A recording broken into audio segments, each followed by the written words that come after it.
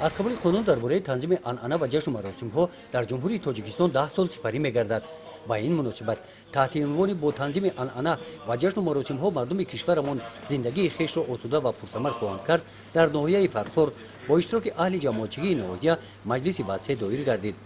дар ин ҷамъ омад намояндаи маркази миллии қонунгузорӣ Саидзода Иззатулло, сардори раёсати кор бо занон ва оилаи мақомоти иҷроии ҳокимияти давлатии вилояти Қаҳтлон Раъно Раҳимзода оиди 10 соли амалии қонуни мазкур дар зиндагии сокинони мамлакат бо таҳлили далелҳо баромад намуданд.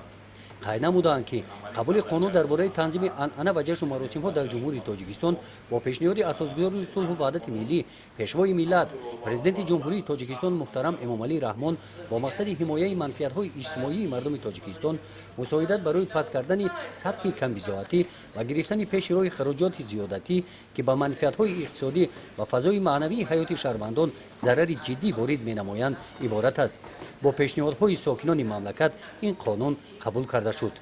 ҳар як коре ки ибтидо сар мешавад дар зинаи чашмдошти мусбате татбиқ мегардад ва қабули қонуни ҷумҳурии тоҷикистон дар бораи танзими анъана ва ҷашну маросимҳо дар ҷумҳурии тоҷикистонам ба хотири зиндагии шоистаи мардуми тоҷикистон қабул гардид ва мусаллам аст ки муддати 10 соле ки қонуни ҷумҳурии тоҷикистон дар бораи танзими анъана ва ҷашну маросимҳо дар ҷумҳурии тоҷикистон татбиқ мегардад, як шароити хеле хуб ва мусоиде ҳам барои зиндагии расидан ба зиндагии шоистаи мардуми тоҷикистон шароити мусоид фароҳам овард. зеро дар муддати татбиқи қонуни мазкур баъзан нафароне ки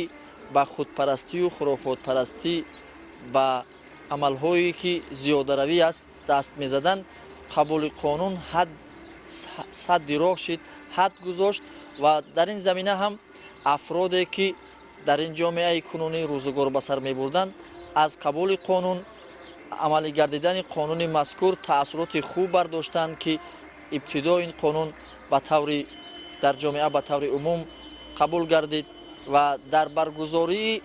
ҷашну маросимҳо, маъракаҳо, тӯйҳои суннатӣ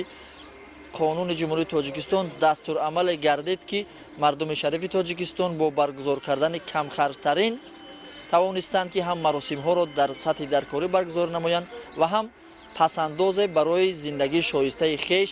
боқӣ гузоранд. ин аст татбиқи самараноки қонуни ҷумҳурии тоҷикистон дар бораи танзими анъана ва ҷашну маросимҳо дар ҷумҳурии тоҷикистон. яке аз ҷиҳатҳои мусбие ки раванди татбиқи қонуни ҷумҳурии тоҷикистон дар бораи танзими анъана ва ҷашну маросимҳо ба мардум пешкаш кард, тӯйҳои дастаҷамъона аз ҷониби шахсони саховатпеша аст ки як манфиати бештаре ба тамоми сокинони тоҷикистон бахшид. зеро ҳам камхарҷ баргузор гардиданд тӯйҳои дастаҷамъона ва ҳам маблағи пасандоз ба даст омада барои зиндагии навхонадорон шароити хуб фароҳам овард.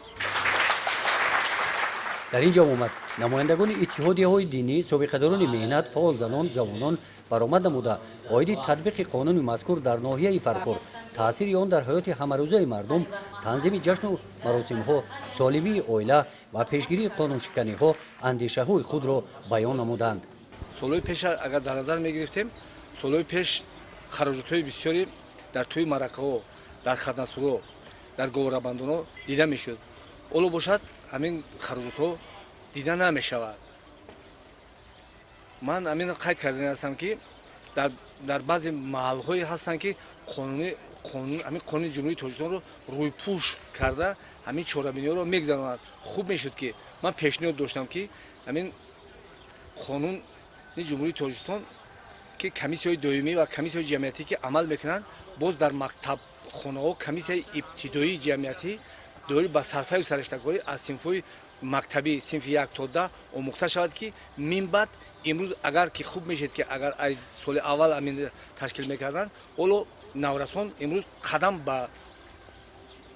оилаи нав бунёд кардан оло дарҷ мекарданд ки қонуни танзим чистро ҳамино дар мафкураи худшон ҳис мекарданд. ба баъзе мушоҳидаҳо нишон медиҳад ки ҳамин мардуми мо ки синни соли ба 60-70 расидагӣ вай ҳоло аз ҳамин қолаб баромадагӣ нест. қолаба ана ҳамин комиссияи ибтидоии ҷамъиятӣ дар мактаб ки мешуд, ҳамин беҳад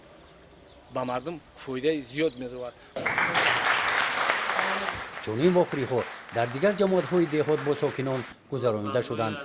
гузориши хоҷаназрив худойназар зуҳуров аз ноҳияи фархор барои барномаи иттилооти навид.